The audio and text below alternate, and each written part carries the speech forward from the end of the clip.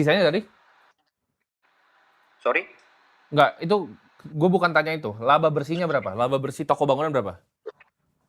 Laba bersih dari toko bangunan kalau dari total omset ya sekitar 20%.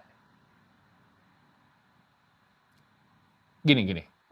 Perbedaan pendapatan lu di toko bangunan tuh berapa persen ke penghasilan bulanan lu, sama berapa persen di detailing tuh penghasilan bulanan lu berapa persen bobotnya? Oh, oke, gini.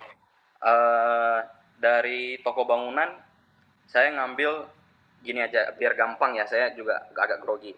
Dari total profit dari toko bangunan biasanya saya ambil gaji, sorry. Oke. Saya ambil gaji dan dari detailing mobil.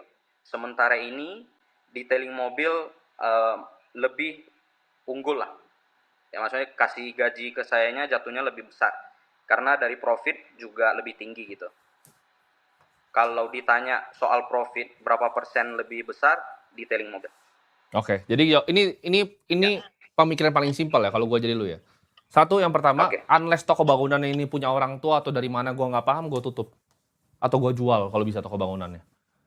Karena udah jelas yang dapetin duit lebih banyak tuh bisnis yang mana. Dan bisnis tuh nggak bisa dua. Kecuali lu konglomerat. Tapi gue yakin lu di sini jadi lu bukan konglomerat. Bikin dua bisnis itu selalu hal yang paling jelek. Gue nggak pernah saranin, ketika temen gue bilang kayak itu, gue suruh tutup langsung bisnisnya. Dan benar, gue ada teman, dia lumayan pintar orangnya. Bisnisnya tuh ada 9. Ya. Masing-masing tuh ya bikin ratusan juta lah. Temen gue, bisnisnya ada 9. Ketemu sama gue, dia nanya, gimana, gue harus ngapain bro? Gue udah begini, ini, gue jadi pusing ini, begini. Gue bilang ke dia, lu tutup 8-nya. Setelah 2 tahun nih gue ngobrol lagi terakhir sama dia. Bisnis cuma 1 tapi omsetnya udah miliaran sekarang. Ya. Jadi fokus tuh penting. Lu pilih gitu.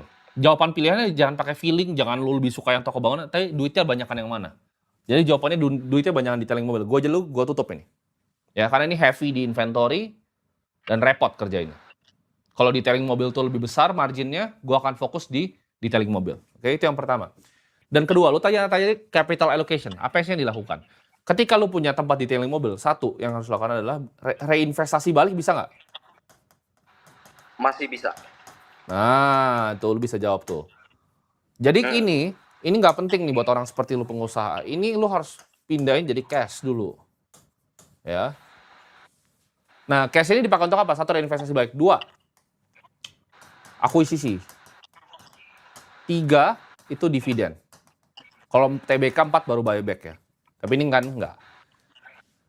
Jadi bisnis tuh cara capital allocation ini level, ini mau CEO multi-million dollar company ya. Lo kalau duduk di board seat-nya ini yang mereka bahas, oke? Ini kalau lo mau lihat kayak direksi di semua perusahaan TBK, ini yang mereka bahas. Yaitu job lu sebagai seorang CEO adalah gimana caranya lo melakukan yang namanya capital alokasi.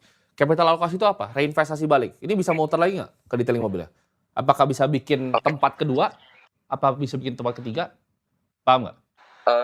Jawabannya bisa, tapi sorry saya potong sedikit bro. Ya. Untuk yang saya manage itu ya gampangnya ada 3 rekening lah. Rekening pribadi yang tadi saya alokasikan beberapa instrumen itu.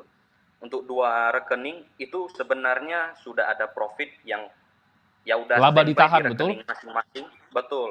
Betul. Untuk melihat momentum ke depan lah, gitu bahasanya. Jadi Cuman gini, itu kan berarti lu melakukan nomor 3 banyak nih, makanya punya portofolio, paham nggak? Lu tuh melakukan nomor 3 nih sebenarnya.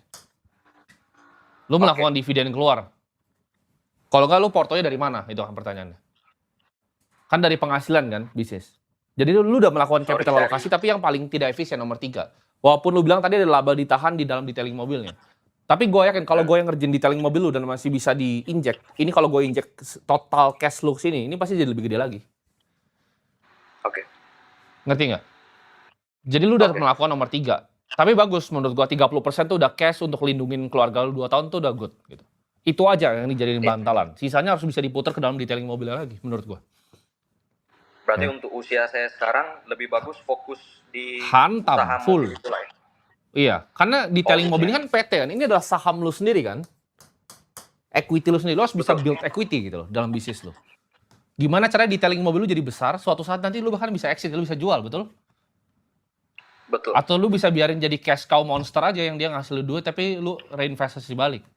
Lo harus pakai 100% waktu lu untuk gedein ini. Bener-bener 100% fokusnya. Karena lu udah tahu kan, lu Oke. masih umur 23, 24 juga, runway-nya masih panjang. Jadi gue